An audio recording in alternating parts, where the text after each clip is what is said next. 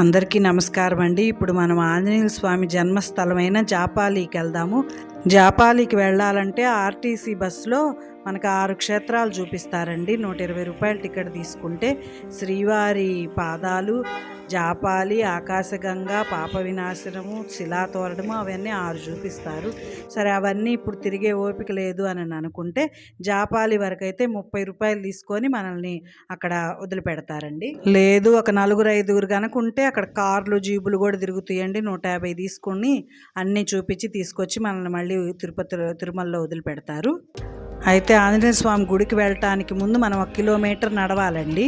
అయితే ఆ కిలోమీటర్ నడుస్తున్నంతసేపు కూడా చుట్టూ పచ్చటి చెట్లు, మనం ఏ కేరళలోనో ఉన్నాము అన్నట్లు అనిపించిద్దండి. మనం ఇంత చక్కటి ప్లేస్ ఇప్పుడు దాకా చూడలేదా, భలే మిస్ అయిపోయే వాళ్ళమే, మన తిరుపతిలోనే ఇంత మంచి ప్లేస్ ఉందా అని అనుకుంటాం. మనము గుడి దగ్గరికి వెళ్ళేలోపు అంత బాగుంటుంది చూడటానికి అక్కడ ప్రదేశము. ఇంకా గుడి దగ్గరికి వచ్చేసామండి. మేము వెళ్ళిన రోజు మంగళవారము. మేము ఉదయం 9:30కి స్టార్ట్ అయ్యి వెళ్ళాము. కొంచెం జనం ఉన్నారండి. మంగళవారం అవటాన జనం బాగానే ఉన్నారు. మంగళవారం ఆంజనేయ స్వామి దర్శనం కూడా చాలా బాగా జరిగింది మాకు.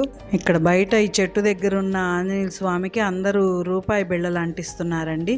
మేము నమస్కారం చేసుకొని లోపలికి వెళ్ళి దర్శనం చేసేసుకొని వచ్చాము.